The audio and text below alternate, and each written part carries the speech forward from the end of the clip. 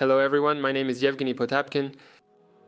In this video I want to show you how I painted a portrait of the wonderful girl Alla Pavaga in one session. As you can see in the video, I took a canvas size 30 by 40, sketched the drawing on it and started working with color. My canvas is already toned, which makes it easier to find different tones, and it's easier for the eye to adjust when the canvas isn't white anymore. Here, I want to explain why everyone tries to get rid of the white color when working on a painting. The thing is, all colors look different on a white background. If you compare, let's say, a color like the one you see now, I showed the shape of the face. If you take it and make a few strokes on a white background, it will look much darker than it actually is. Because the eye adjusts in relation to something, in relation to the surrounding environment. When our canvas is no longer white, our eye adjusts to the color more accurately. In order for the portrait to be cohesive and high quality, and for the person in the portrait to resemble themselves, it's necessary not only to maintain proportions, but just as importantly to maintain tonality. That means where it's darker, make it darker relative to the areas that are lighter. That is, compare each area of the skin, compare the skin of the face with the hair, to see how much darker or lighter it is. In order for us to find the volumes of our head, as you can see in the video, I marked the shape of the face with color and then started working on the hair. I applied the drawing earlier. That's why I'm already starting to work on the hair, and then I'll move on to the face itself. Why do people usually start painting portraits with the hair? Usually, you need to find the darkest and the lightest spot on the portrait and then start finding the midtones. In my portrait, as shown in the photo on the left of the monitor, the hair is the darkest area. That's why I start with the hair. Next, I work on the lighter areas of the hair, then move straight to the face.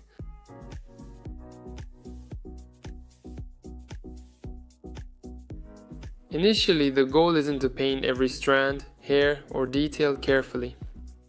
Initially, the task is to show the tonal values, to show the tonal relationships in the painting.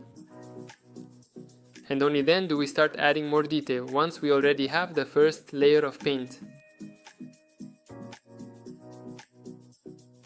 So, I finished the hair, started showing the shadow on the neck, and then gradually began working on the face. I also find the darkest areas on the face. Next, I move on to the halftones.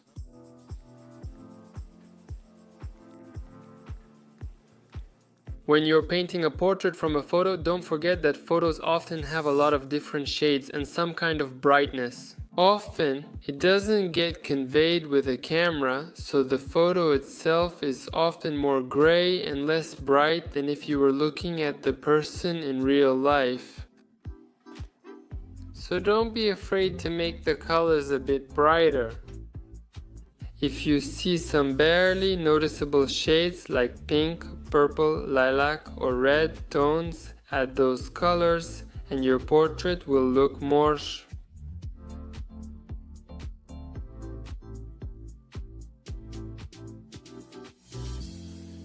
As you can see, I'm already moving on to the halftones and then to the lighter parts of the face.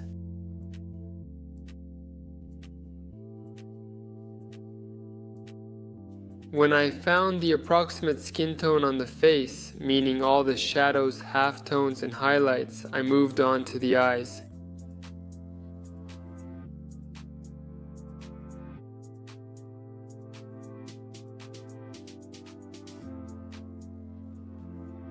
Don't rush to paint the pupil when working on the eyes. More precisely, make the iris a bit smaller than its actual size and then gradually build it up from both sides so that it looks in the direction you want.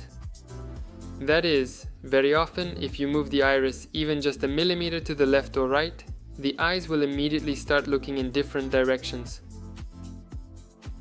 Don't forget that the eyeball isn't white. Very often it has bluish or pinkish shades. Sometimes it even has yellowish tones, but yellowish color isn't really a healthy look, so I don't really use it for eyes. Don't forget that the upper part of the eyeball will be darker than the lower part. Since it's covered by the upper eyelid and eyelashes, there is a shadow from the eyelashes and the upper eyelid on it. In order to draw eyes, especially when we have a drawing, first I lay down a layer of color for the eyeball itself and our iris. And then I start to define the thickness of the upper and lower eyelids. And accordingly, the shadows between the brow ridge and the upper eyelid, as well as the shading on the lower eyelid.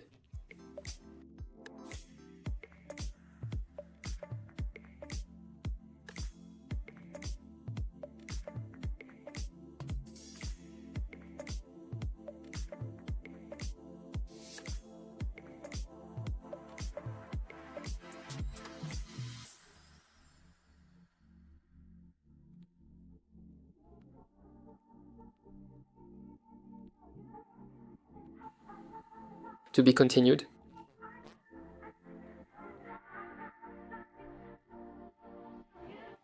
When we draw lips, remember that under normal lighting, the upper lip will be darker than the lower one, and you can also often see a reflection on the upper lip.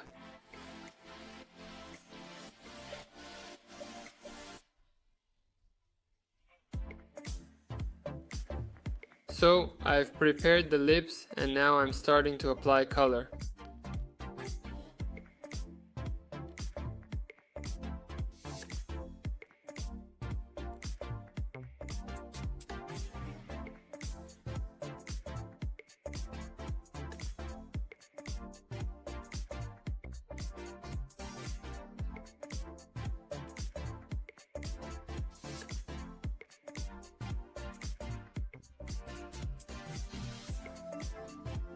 To be continued.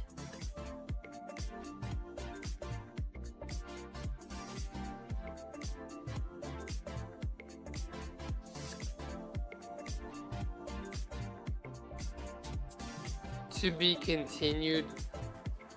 A very interesting moment of transformation happens with the eyes. When we add our highlights, the eyes and hair instantly come to life. Also, as you can see, I added a bit of light to the lower eyelid, to that area which faces the light. I refined the shape of the lower eyelids a little and add highlights, and then I move on to the eyebrows. Next, once we've finished the first layer of color, I start to lightly outline the dress or the tank top, and I start to refine it a little, just a bit.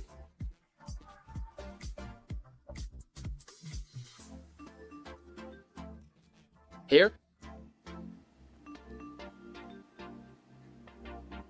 Adding darker colors in some places, lighter in others, making them more diverse and multifaceted.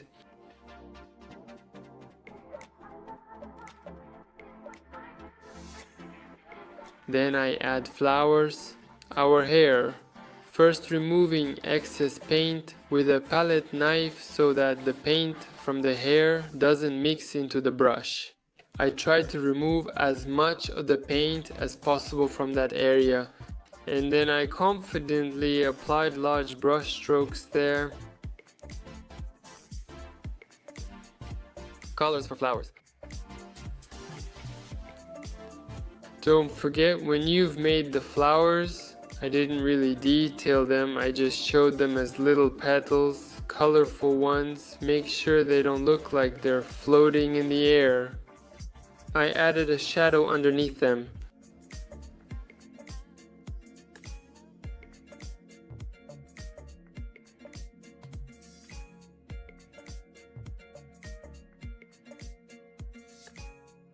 Thank you for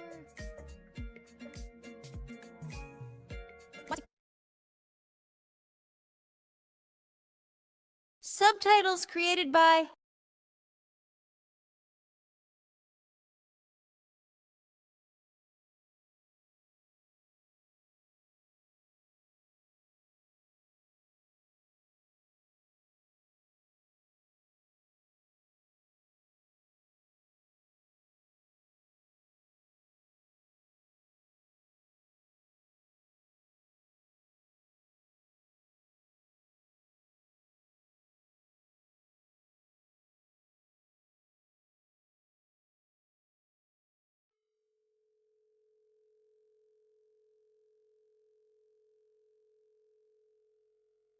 I highlighted the background to make the portrait look more contrasting. That's basically it.